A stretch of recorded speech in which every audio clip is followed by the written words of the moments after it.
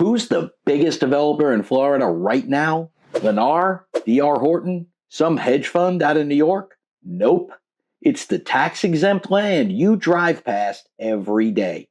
And it just became legal to build 10,000 homes on it. No city council approval, no zoning board, no public hearing. They literally cannot say no. If you've been priced out of buying in Florida, if you're paying $2,200 a month for a one-bedroom, or if you're wondering where your kids are going to live when they graduate, this is how the state is trying to fix it. This is the YIGBY movement. Yes, in God's backyard. And the commercial conversion revolution.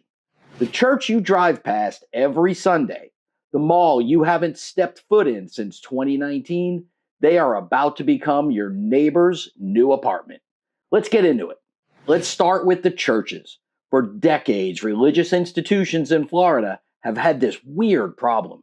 They're land rich, but cash poor. They own massive lots, tax exempt, often sitting right in the middle of expensive neighborhoods, beautiful parcels, prime locations. But they couldn't do anything with them. The land was zoned institutional, not residential. So, if they wanted to build housing, years of zoning battles, public hearings, NIMBYs showing up screaming about parking.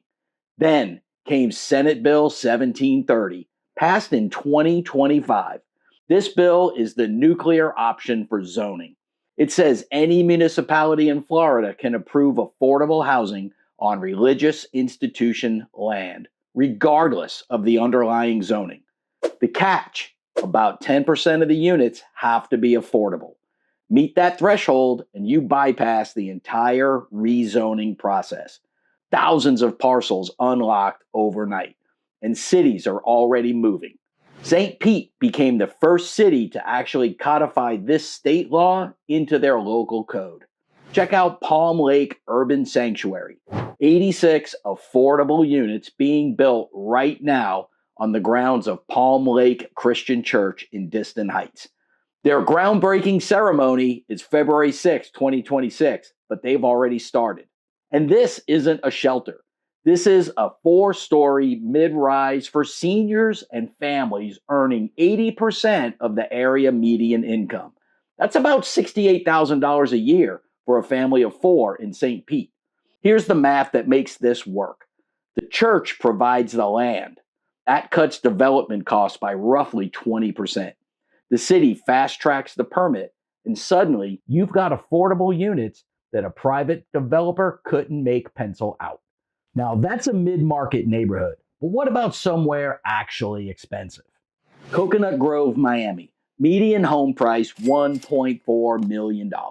One of the most expensive zip codes in the entire South. Teachers, nurses, city workers, they are completely priced out. But right now, there's a project called Grand Bahamas Place, selling micro-condos for $300,000 in Coconut Grove. How? The same playbook. Believers of Authority Ministries partnered with a developer. They're building 56 micro units, about 400 square feet each, on church-owned land. Because the church owns the land, and Miami chipped in $4.2 million from their Miami Forever bond, they can sell to workforce buyers at a fraction of market rate. Now, the neighbors, they have lost their minds. It'll destroy the character of the neighborhood, they say. We didn't move here for this. Our property values will tank. But here's the thing. The church owned the land. Miami wanted it done. Under SB 1730, the neighbors had zero legal recourse. Construction started right away. 56 units at $300K. Think about what that means. A first grade teacher making $55,000 a year can now own a property in Coconut Grove. Not rent, own. This is the power of this model.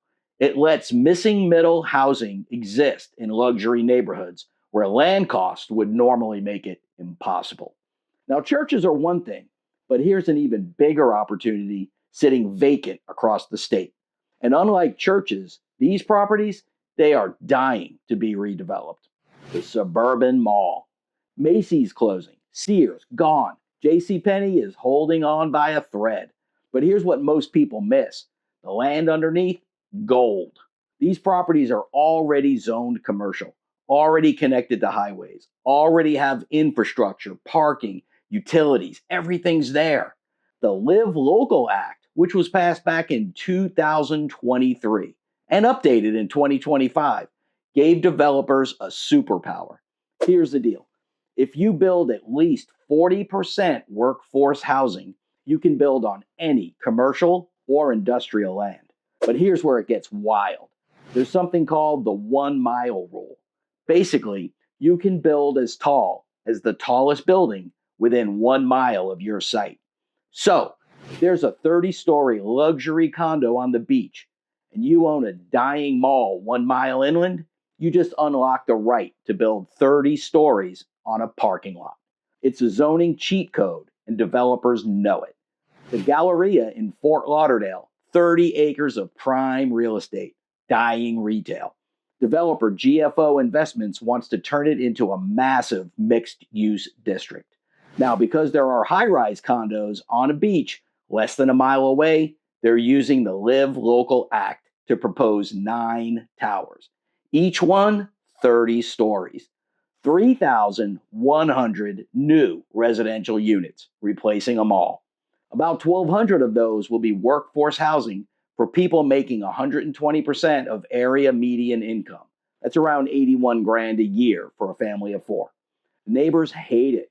They're screaming about traffic, shadows, character of the neighborhood. But under the Live Local Act, the city's hands are tied. If the project meets the criteria, it gets administrative approval. No city commission vote can stop it. State law, preempted local control. Here's the bottom line.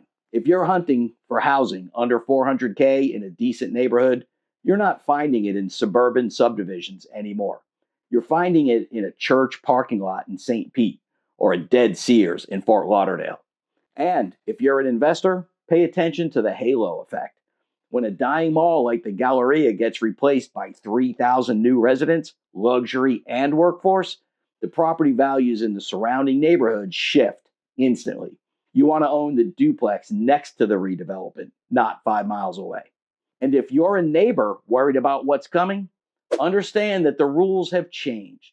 The not in my backyard defense doesn't work against the Live Local Act or SB 1730. You can show up to every meeting. You can hire lawyers. You can get your HOA all fired up. It won't matter. State law trumps local control on this. Look, Florida's housing market is evolving.